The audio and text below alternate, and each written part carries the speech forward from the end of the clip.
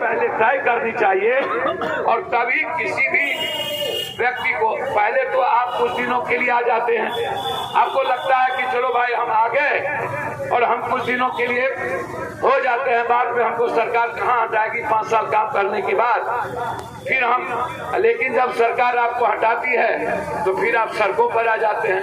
आप 6,000 6,500 के लगभग है ना आप सचिव हैं, तो आपका जो डिमांड है जिसमें सरकार से पहले मांग करता हूं कि ग्राम कचहरी को सशक्तिकरण और मजबूत कराने के लिए, इम्प्लीमेंट कराने के लिए आपको डीएम स्तर पर आपको ये एक चिट्ठी भेजनी चाहिए कि ग्राम स्तर की जो भी चीज संविधान के मुताबिक स्वराज, ग्राम स्वराज के तहत जो सरपंच का और उस न्याय प्रक्रिया की जो व्यवस्था है उसको सुनिश्चित किया जाए, उसका सम्मान किया जाए और किसी भी कीमत पर ग्राम स्वराज में कचहरी व्यवस्था को सर्वोच्च प्राथमिकता दिया जाए।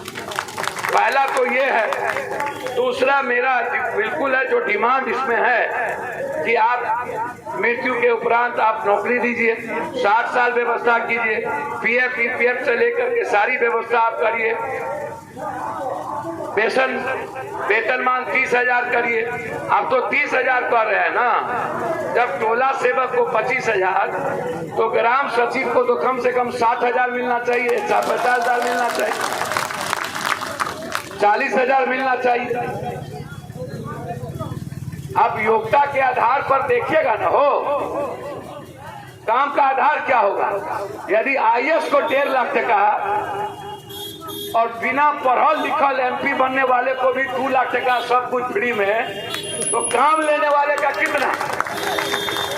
अरे डेमोक्रेसी में एमपी एमएलए का कोई शिक्षा का रोल नहीं है, जो चाहे मन वोट ले ले, जनता का कोई मापदंड नहीं है। तो आप बिजली फ्री, घर फ्री, बाप माँ बेटा बेटी का दवाई फ्री, सबका ट्रेन हवाई जहाज फ्री, मतलब खेत खाए मार खाए गधा, खेत खाए जोला, यार जनता 5 किलो अनाज, जनता जात पात हिंदू मियाँ जो 18 घंटा मेहनत करके एक अच्छे ग्राम स्वराज की कल्पना करे, उसको बीचे में मार दो, आत्महत्या करा दो, मरता क्या नहीं करता। इसीलिए जो डिमांड है हमारी सरकार को मांगनी चाहिए। हम कंप्लीट रूप से ग्राम स्वराज के तहत जो कचहरी सचिव का अधिकार है उसके साथ पप्पू यादव भाई की तरह खड़ा है। आपकी आवाज हम ऊपर रखेंगे, आपकी बात हम मंत्रिमंडल तक, आज ही हमने बातचीत किया है, मुखिया संघ के सारे लोग आए थे। अब आप बताइए, मुखिया जी का ग्राम सभे खत्म कर दे, बंदूक दे दिया, गोली निकाल दिया, अब तो लाठी हो गए बेचारे। अरे पंचायत में तो सरपंच मुखिया ना प्रधानमंत्री है। अरे नीचे से ना ऊपर, अंतिम व्यक्ति ना किसी कानून और किसी चीजों को तय करेगा।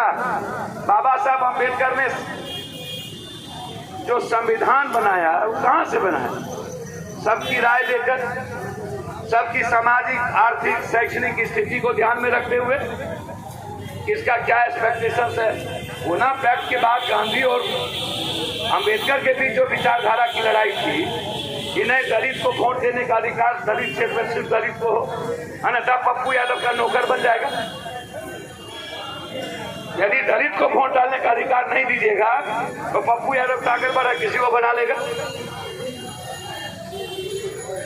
सोच तो बाबा साहब अम्बेडकर ने जिस तरीके से प्रक्रिया, और बाद में गांधी जी से लेके राजीव गांधी ने जिस तरीके की प्रक्रिया लाई, उसके तहत आज आवश्यकता है मदद और मजबूत होने की। मैं ग्राम स्वराज के पक्ष में हूँ।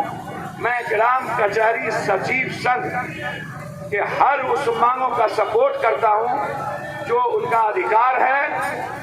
और यह आवाज सरकार को सुननी चाहिए, अन्यथा आप लोग आने वाले समय में इस सरकार को वोट से सुना दीजिएगा। यही आग्रह। धन्यवाद। अब फिर बदल मत जाइएगा, जात पात मत करिएगा। आप लोग बड़ा जात पात करते हैं। नहीं नहीं नहीं, हिंदू मियाँ बड़ा करते हैं, नहीं न करिएगा। बैकवर्ड फॉरवर्ड नहीं न करिएगा। इन नेता के तरह नहीं करिएगा भैया। जो आपकी बात करे, जो आपके अधिकार और रेस्पेक्ट की बात करे, और जो अंतिम व्यक्ति के जीवन के मुस्कुराहट की बात करे, उसी के साथ खड़े रहिए। झूठ के साथ कभी खड़े मत रहिए। मैं आपसे आग्रह करूंगा, हम आपकी आवाज बुलंदी के तरह उठाएंगे ही नहीं, हमेशा लड़ेंगे। मैं आपको वचन देता हूँ। धन्यवाद।